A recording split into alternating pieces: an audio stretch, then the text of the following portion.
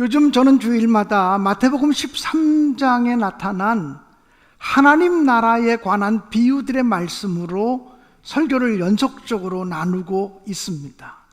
마태복음 13장에는 하나님 나라를 설명하는 비유가 7가지가 기록이 되어져 있습니다. 그 중에서 오늘 읽은 성경 본문의 말씀은 6번째 하나님 나라의 비유입니다. 지난주 말씀을 기억하시나요? 밭에 숨겨진 보화. 지난주 여러분과 말씀을 나누었던 하나님 나라는 마치 밭에 숨겨진 보화와 같다고 하는 그 말씀과 오늘 6번째 비유는 너무나 비슷해서 쌍둥이 비유라고 일컬어지는 말씀입니다.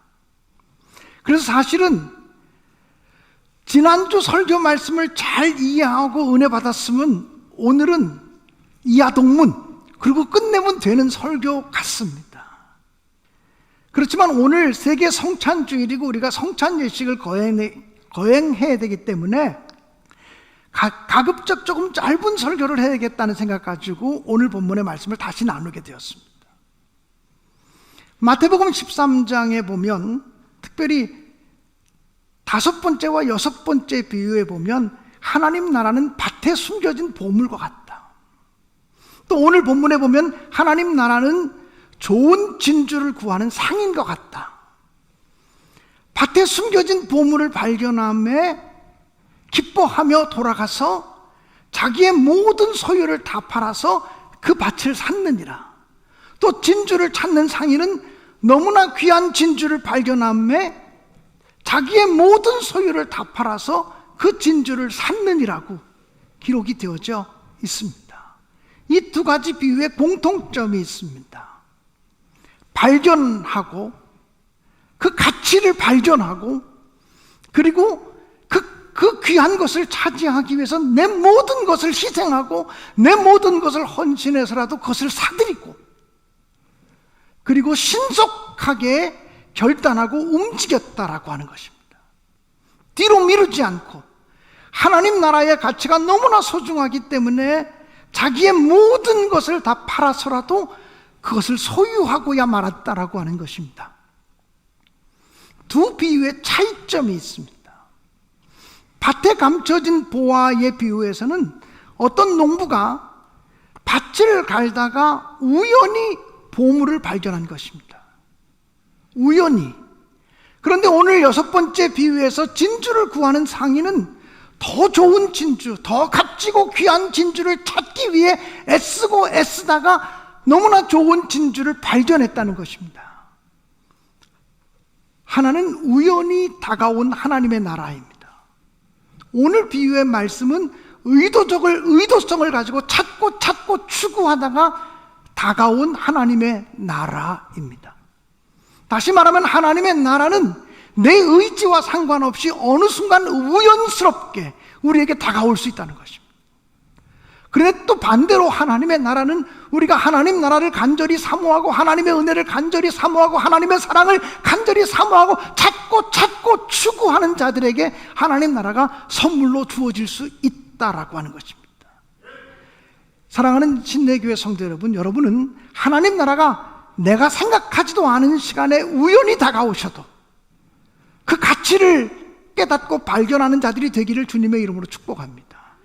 또 하나님 나라의 귀한 가치를 차지하기 위해서 추구하고 찾고 사모하고 열심을 내는 여러분이 되셔서 급기야 하나님 나라의 행복과 비밀을 발견하는 우리 모두가 되어질 수 있기를 주님의 이름으로 간절히 축원드립니다. 여러분, 아무리 좋은 것을 발견해도 그 가치를 깨닫지 못하면 아무 소용이 없다는 말씀을 드렸습니다. 지난주에 했던 말씀을 기억하시나요? 1975년 이전까지만 해도 신안섬 십리포 백사장에 태풍이 지나가기만 하면 그릇들이 떠올랐습니다. 깨어진 그릇 같은 것들이 떠올랐습니다. 그 섬에 사는 사람들은 그 깨어진 그릇들은 귀신이 붙은 그릇이라 그래서 집에 가지고 오지 못하게 했습니다. 혹시라도 어린아이가 무심코 그 그릇을 집으로 가지고 왔다가는 바다에서 빠져 죽은 상인들, 바다에서 빠져 죽은 선원들이 사용했던 귀신 붙은 그릇이 우리 집에 들어오는 거기 때문에 막아야 된다고 생각을 했어요. 그래서 태풍이 지나가고 나면 그 다음날 아침 일찍 어른들이 나가서 백사장에 떠오른 그릇들을 다 산산히 깨부숴서 버렸다 그랬어요. 근데 1973년도에 목포에서 전학 온 어떤 아이, 중학교 3학년짜리 아이가 그런 마을의 전통도 모르고 바닷가에 나가서 쓸만한 그릇 하나를 가져다가 개밥 그릇으로 썼다고.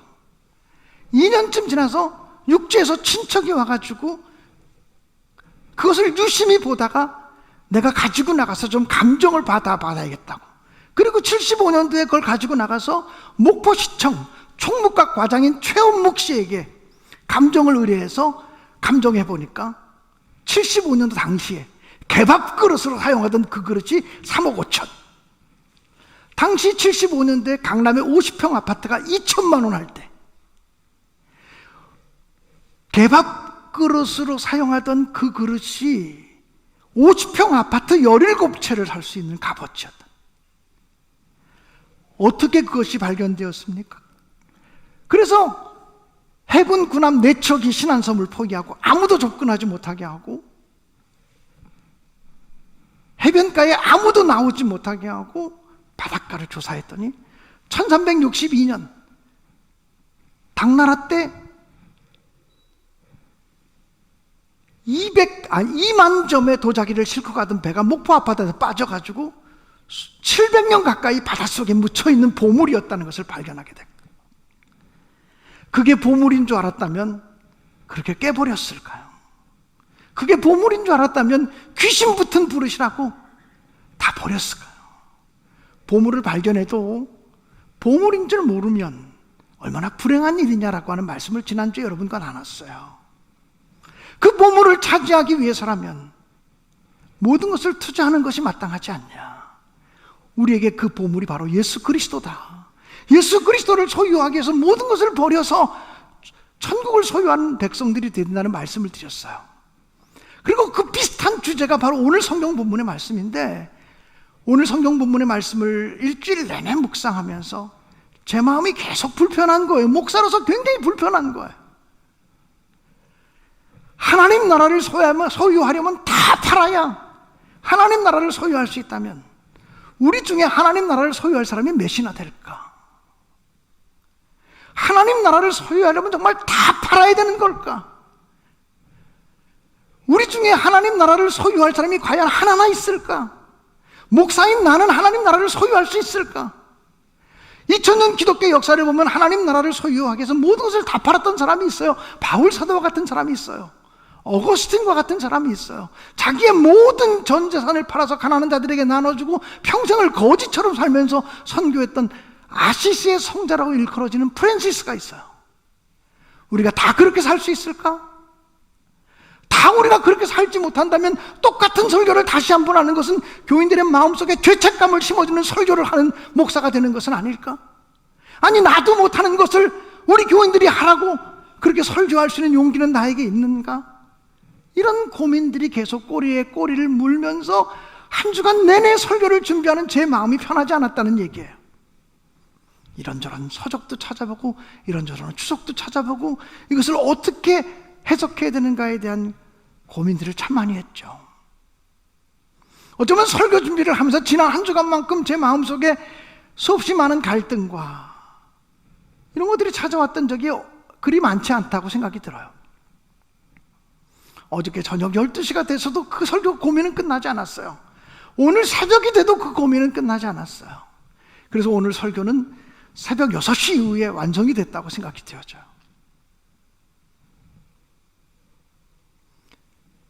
우리는 그 비유들을 보면서 보물을 발견한 사람, 값진 진주를 발견한 사람은 바로 우리라고 생각했어요.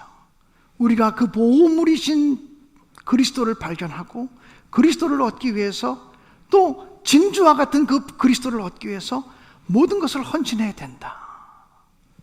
정말 그럴까? 다르게 이 본문을 볼 수는 없을까? 다르게 이 본문을 해석해 볼 수는 없을까? 이런 생각을 하는데 제 마음속에 느닷없이 이런 생각이 들어왔어요. 인간 중에는 누구도 하나님 보시기에 다 팔아서 하나님 나라를 소유할 사람이 없다. 인간은 다 죄인이고 인간은 모두 다 부족하기 때문에 온전하게 하나님 나라를 소유할 사람이 단 한 사람도 없다. 어쩌면 이 비유는 하나님 아버지의 마음을 보여주는 비유라고 생각이 되었어요. 보물을 값진 진주를 구하러 다니는 상인이 누구일까? 우리가 아니라 하나님이시겠구나. 여러분, 성경을 보면요, 66권 성경이 있는데 성경을 둘로 딱 나누면 어떻게 나눌 수 있겠습니까? 구약과 신약. 그런데 성경을 다르게도 둘로 나눌 수 있습니다. 창세기 1장부터 11장까지가 1단락, 창세기 12장부터 구약 전체와 신약 전체가 또 다른 한 단락일 수 있습니다. 창세기 1장부터 11장까지는 원역사, 시간을 알 수 없는, 연대를 구성해낼 수 없는 신화적인 역사라는 겁니다. 천지창조가 언제 이루어졌는지, 아담과 하하가 언제 있었던 사람인지, 노아 홍수가 언제 있었던 사건인지 우리는 시간을 구성해낼 수 없는 신화적인 역사, 원역사라는 것입니다. 그리고 12장부터, 창세기 12장부터 이어지는 역사는 실제 이스라엘 백성들이 카운트하는 실제적인 역사라는 것. 그런데 창세기 1장에 보면 하나님께서 세상을 창조하시고 아담과 하와를 만드시고 에덴 동산에서 평화롭게 살 수 있도록 하셨습니다. 하나님의 법안에 자유하라고 말씀하셨는데 인간의 교만과 인간의 불순종 때문에 인간은 죄를 짓고 에덴 동산을 잃어버리게 됩니다. 인간의 죄성이라고 하는 것은 아담이 죄졌기 때문에 그 죄가 우리에게 유전됐다고 하는 말이 아니고 아담의 죄성이 우리에게 그대로 있다는 것입니다. 아담의 죄성이 뭡니까? 자기가 하나님처럼 되고 싶은 교만함, 하나님의 말씀에 불순종하는 마음.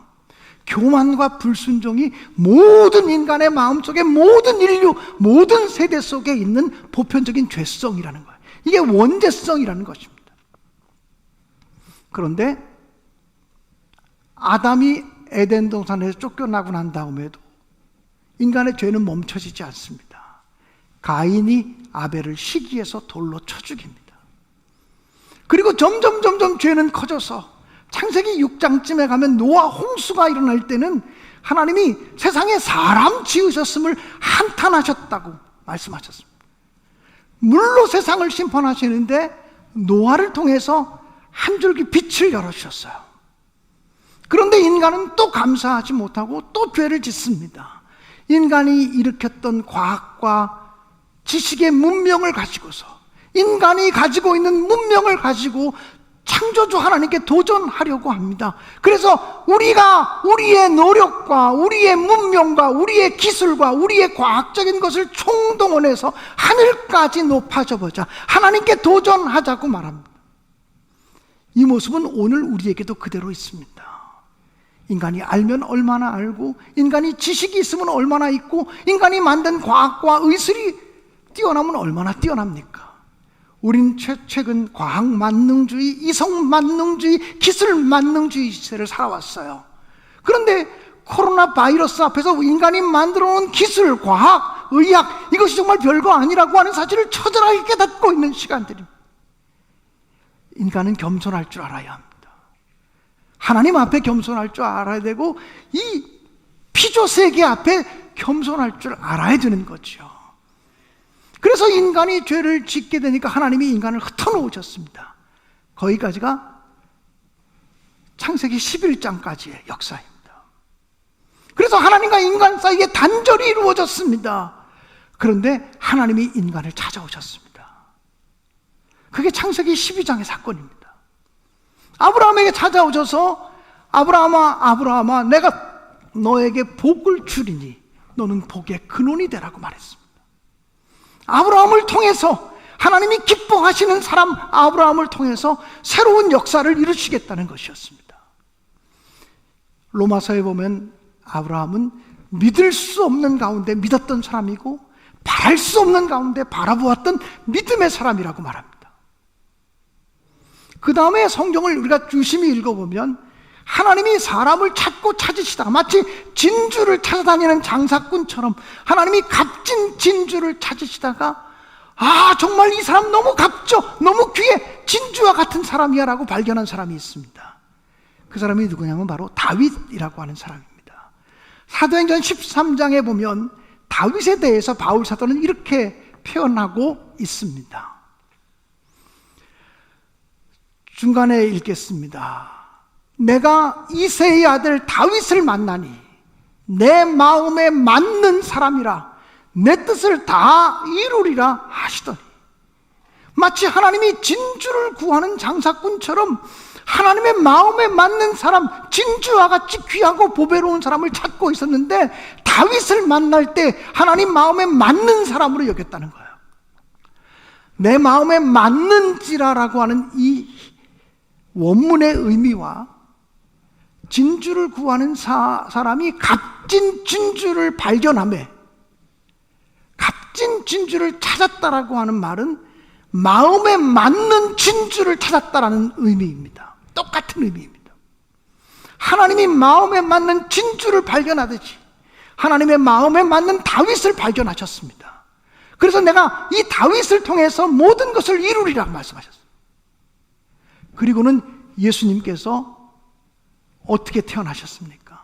마태복음 1장 1절을 보면 족보 이야기가 시작되어지는데요, 이렇게 기록되어져 있습니다. 아브라함과 다윗의 자손 예수 그리스도의 계보라. 아브라함과 다윗의 자손.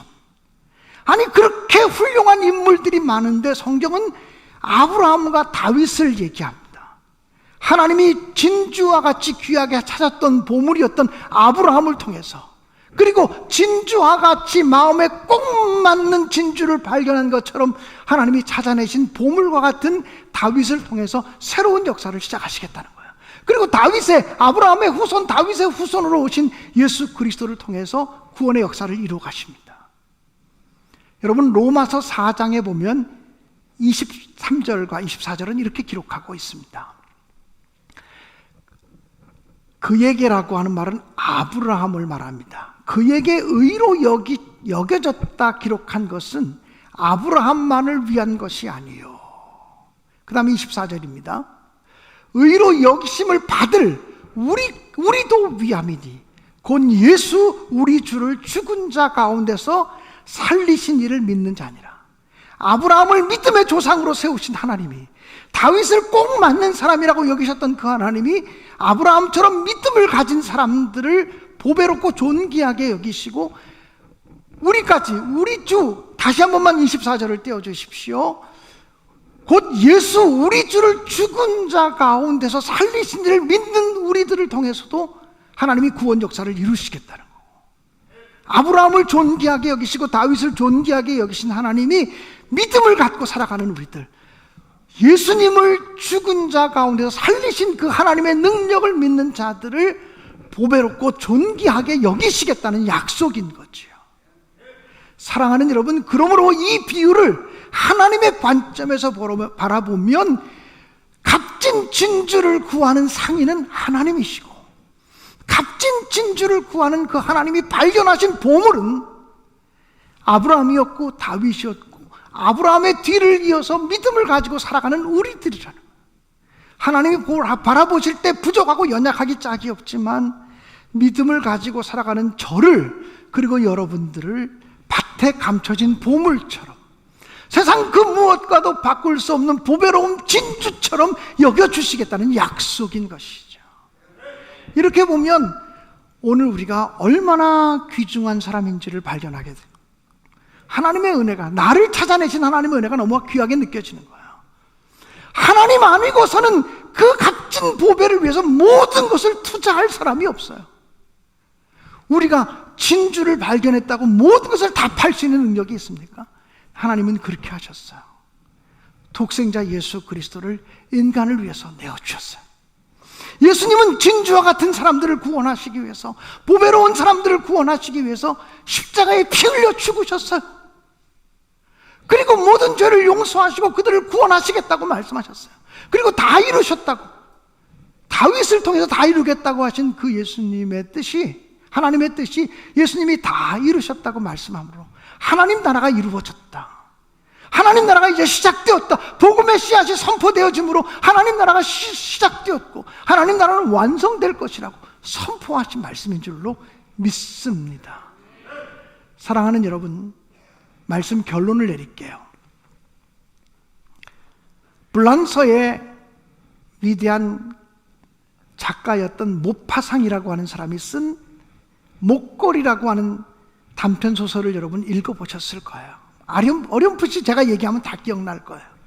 그 목걸이라고 하는 소설에 보면 주인공이 마틸드라고 하는 여인이 나옵니다. 이 마틸드라고 하는 여인은 매우 젊고 아름답고 매력적인 여인이었습니다. 그 여인은 성공을 꿈꿨습니다. 그리고 자기는 호화롭고 화려한 삶을 살 것이고 높은 사람들과 교제하는 삶을 살 것이라고 늘 생각하며 살았습니다. 그런데 이상과 현실은 맞아떨어지지 않아서 그는 문부성의 하급 관리와 결혼하게 되었습니다. 그리고 그는 가난했고 초라하게 살았습니다. 그래서 이 마틸드라고 하는 여인은 나는 이렇게 살 사람이 아닌데, 나는 부자로 살 사람이고 높은 직책을 누리며 살 사람인데 내가 이렇게 가난하게 가난뱅이가 되어서 초라하게 살 사람이 아닌데, 자기 욕망을 억제하지 못해서 불행하게 살고 있었습니다. 하루는 자기 남편이 돌아와서 이렇게 얘기합니다. 문부성 장관께서 잔치를 열면서 우리 부부를 초청하셨어. 그래서 우리 부부가 장관님이 여신 그 잔치 자리에 만찬에 참여하게 됐어. 근데 그 이야기를 듣는 아내 마틸드는 조금도 기뻐하지 않습니다. 입고 갈 옷이 없어. 내 몸에 맞는 내 품위를 지켜갈 만한 옷이 내겐 하나도 없어. 어떻게 내가 이 초라한 모습으로 그 화려한 잔치에 간단 말이냐고. 그 남편은 너무나 우울해하는 그 아내를 위해서 모아놓은 비자금들을 다 톡톡 털어가지고 정말 좋은 옷을 사다가 선물을 했습니다. 아내가 입어보니까 옷이 날개라고 공주님처럼 보이는 거예요. 그런데 아내는 그래도 기뻐하지 않습니다.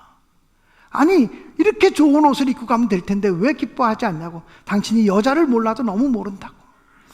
좋은 옷만 입었다고 사람이 품위가 있는 것이 아니라 거기에 딱 좋은 액세서리 하나가 딱 있어서, 좋은 목걸이 하나가 딱 걸려야 품위가 있는 건데 목걸이가 없지 않냐고. 근데 목걸이를 살 돈이 없습니다. 그래서 자존심을 내려놓고 이 마틸드가 자기 부잣집 친구를 찾아가서 목걸이 하나만 잠시 빌려달라고. 그래서 목걸이를, 아주 멋있는 품위 있는 목걸이를 딱 하니까 금상첨화라고 아름다운 옷에 목걸이를 딱 하니까 너무 아름답게 보이는 거예요. 문부성 장관이 마련한 파티에 참여하게 되었고 그날 밤에 당연히 주인공은 그 여인이었습니다. 너무 우아하고 품위 있고 멋있고 젊고 아름답게 생긴 그 여인을 중심으로 파티가 진행이 되었어요. 황홀한 꿈을 꾸는 것 같았습니다. 그래, 내가 꿈꾸던 삶은 이런 삶이야. 내가 원하던 삶은 이런 삶이지. 모든 사람들이 다 나를 우러러보잖아. 나하고 한번 같이 춤추기를 원하잖아. 이런 삶의 모습 때문에 황홀해했습니다. 잔치가 끝나고 늦은 저녁에 집에 돌아왔어요. 이 꿈이 깨지 않았으면 하는 마음을 가졌지만 집에 와서 외투를 벗고서 아름다운 자기의 모습을 보기 위해서 거울 앞에 섰는데 목걸이가 없는 거예요. 목걸이가 사라진 거예요. 큰일 났다. 이 목걸이가 사라졌어. 아무리 찾아봐도 목걸이가 없는 거예요. 잔치를 벌였던 그 장소까지 가서 밤새도록 자기 남편과 함께 온 파티 장소 공간을 샅샅이 뒤졌지만 목걸이는 없어요. 이 여인은 집에 와서 신속하게 자기 집을 다 팔고 자기가 가진 것을 다 팔고 빚을 낼 수 있을 만큼 빚을 내가지고 보석상에 가서 자기가 친구에게 빌렸던 보석과 똑같은 보석을 사서 친구에게 갖다 줍니다. 그리고 난 다음에 이 여인이 비로소 정신을 차리죠. 살아야 되니까, 살아내야 되니까, 이렇게 죽을 수는 없으니까 정말 아침부터 저녁까지, 새벽부터 저녁까지 속된 말로 뼈 빠지게 일하면서 땀 흘려서 일합니다. 그렇게 뼈 빠지게 일하는 동안에 이제 자기를 가꿀 시간이 없습니다. 자기를 돌볼 시간이 없습니다. 화장도 할 시간이 없고요, 머리 하나 아름답게 단장할 시간이 없습니다. 그런 동안에 시간은 계속 흘러가고 한 10년쯤 지나고 난 다음에 비로소 이제 빚을 갚고 웬만큼 자리를 다시 잡게 되었습니다.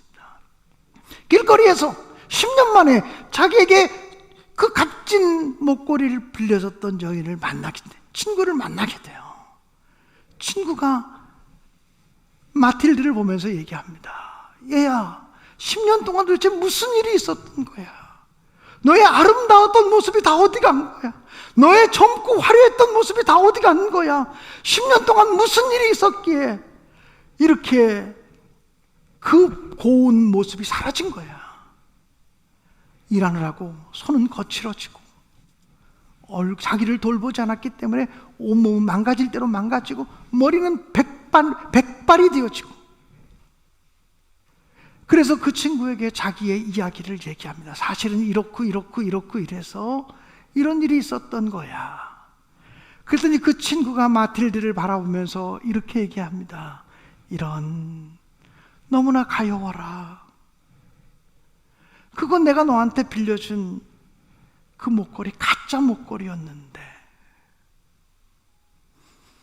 무파상이라고 하는 사람이 목걸이라고 하는 단편 소설을 통해서 우리에게 주려고 하는 메시지가 무엇일까요? 이 세상에 살아가는 사람들의 거의 대부분이 가짜를 위해서 수고하고 애쓰는 경우들이 많다는 거죠. 진짜인 줄 알고 수고하고 애쓰는데 가짜를 위해서 수고하고 애쓰는 시간들이 너무 많다는 거예요. 사랑하는 여러분, 무엇이 진짜입니까? 오늘도 있고 영원까지 있는 것이 진짜입니다. 오늘 있다 사라지는 것이 진짜가 아니고, 오늘도 있고 내세에도 존재하는 것이 진짜입니다. 젊음, 부귀, 영화, 명예, 권세, 사라질 것들입니다. 눈 녹듯이 다 녹아져 버릴 것들입니다. 영원히 있는 가치를 위해서 사셔야 합니다. 영원히 있는 진리와 사랑과 평화, 이런 가치를 위해서 사셔야 합니다. 하나님 나라 보물이신 예수 그리스도, 변치 않는 예수 그리스도를 위해서 사셔야 합니다. 우리를 보물처럼 여겨주시고, 세상 사람들을 찾으시다가 아브라함을 찾으시고 다윗을 찾으시고 아브라함의 뒤를 이어서 믿음으로 살아가는 사람들을 아브라함과 똑같은 믿음의 사람으로 여겨주시고 보물처럼 여겨주시는 그 예수 그리스도를 우리도 보물처럼 여기면서 그 예수 그리스도를 위해서 시간도 능력도 재주도 젊음도 물질도 사용할 수 있으면 얼마나 좋겠습니까? 변치 않는 보물을 위해서, 쇠하지 않는 보물을 위해서 살아가고 인생을 투자하시는 제가 되고 또 여러분이 되어질 수 있기를 주님의 이름으로 축복합니다.